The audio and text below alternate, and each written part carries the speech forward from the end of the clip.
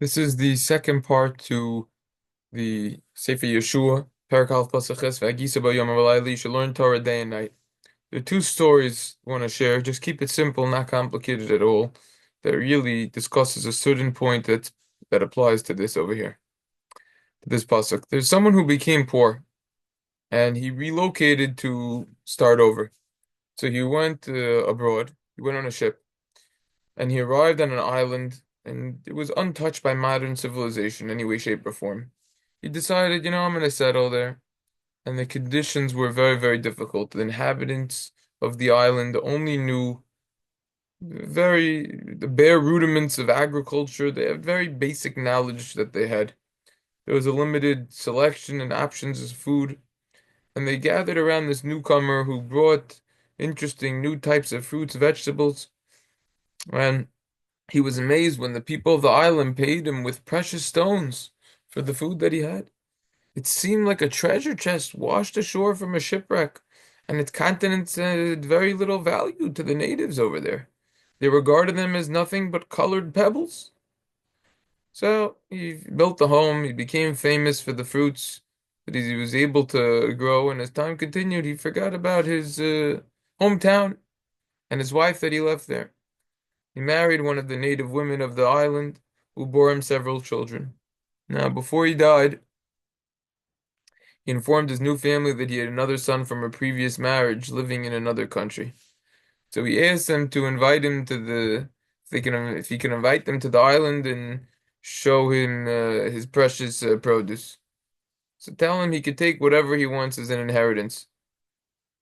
So when their half brother finally arrived, right? So he chose to inherit the diamonds. That's what he chose. He barely even looked at anything else. So the natives were shocked. But anyways, he decided to remain in the island. He eventually taught everyone how to harvest properly. And after some time, the entire island essentially turned into a massive factory. And there was an overabundance of produce, and the diamonds began to be more valuable again. So it comes back to supply and demand. He was then regarded as being very wealthy and clever. He saw what the future would bring and made sure he would have a lot of what would be valuable in advance. Explains the Dubna Maggid. This is in the Maggid of Dubna and his parables, pages 118 to 120. We have we tend to be like the natives of this foreign island. We adopt the same senses of value, the same sense of values that exist in the society we live in, and we give little thought to the future. The day will come when the values will be established once more. The world will forsake the fancies that have proven transient and perishable. They'll return to the internal ideas that were set forth by the Torah and the mitzvos that Hashem, again, they will return to the internal ideas that were set forth by the Torah and mitzvos that Hashem to the Jews, that Hashem gave the Jews at Har Sinai. In other words, the idea over here is that we have to be not like this guy over here, get caught up with all the agriculture, all the stuff. The main thing is the diamonds. The main thing is the Torah and the mitzvahs. And that's what we have to realize. Other ideas, they come and go. People have newfangled ideas, but the lofty ideas of the Torah, that will last forever. The Chafetz Chaim at the end of the Torah Sabayis offers a similar type of analogy. Chafetz Chaim writes that there was once a Jew, Reuven, let's call him. He was living in Europe. He didn't have the best job. He heard that overseas there were diamonds everywhere, and the sand was practically made of diamonds. He considered taking the trip with his wife, and they decided that he should go. The ship didn't make a round trip. It was a one-way ticket. They were gonna have to stay there, but they decided that he should go. Sorry, that just he should go. Hmm? They decided that just he would go.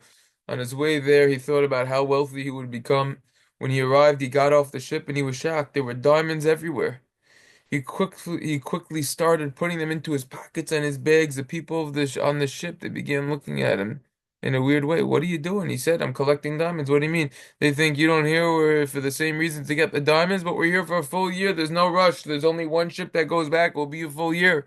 He said, "You know what? You're right." He therefore stopped collecting diamonds. He settled down more. He went to buy something at the store and gave them diamonds as payments. They laughed at him. He said, "You're gonna give us diamonds?" He says, "Yeah, what do you mean? It's diamonds." He said, "No, everyone's got diamonds over here." So he said, "All right, what's the currency?" They told him, look, we're very far from civilization. The currency is fats, oils used for cooking. Fat. He thought for a little and he spent weeks. He said, you know what? I could create a mixture of ingredients. I could make something over here. A few months passed and he became a very popular and successful fat producer. He was considered extremely wealthy and well respected because he had so much fat, so many fats that he was making. Time passed and the ship was returning back to Europe. He hadn't even thought about returning because of how successful he became. Anyways, the ship pulled into the dock, and as he went onto the ship, he carried all the crates of fat with him. He remembered the real reason why he came to the island in order to bring back the diamonds, so he quickly picked up two diamonds, put them in his pocket. After the ship left, he realized he didn't focus properly on what he originally planned on accomplishing on the island. He was too caught up with the fats and becoming successful. He became upset with himself. He realized that he squandered his opportunity. Anyways, a few days passed on the ship and people started complaining. The fats, they smelled terrible. They tried different tactics to remove the bad odor which which emitted from the fats. But as the days progressed, the bad, foul smell of the fats also progressed and became unbearable. They discussed the issue with the captain of the ship and he said, you gotta throw the crates of fat overboard. And that's what they did. As they were throwing the last crate overboard, he said to himself, what have I done? I got so involved with these fats that I lost sight of the ultimate goal of bringing home the diamonds. I'm not even coming home with any of the fats. The ship finally docked. He was the last one off the ship, so embarrassed, so ashamed to see his wife and his kids, the people of his community. He was going to be a laughing stock. People are going to ask him how much wealth he amassed. He would have to tell them what transpires.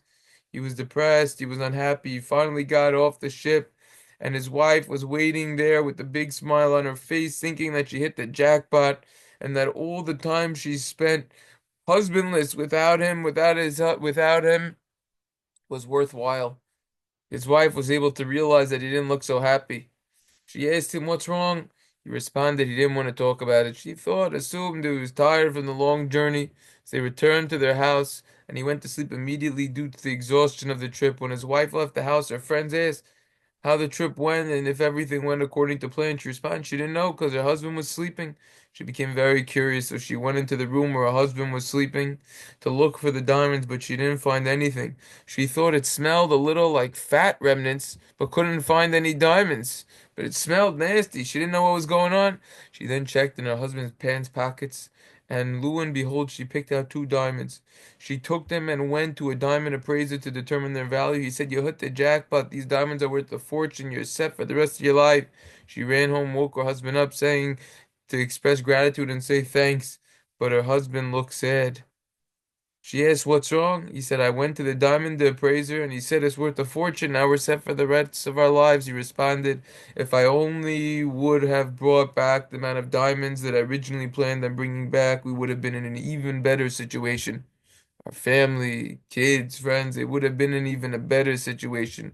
I only brought back two diamonds. I lost focus on what our true goal was. I got too caught up with the fats.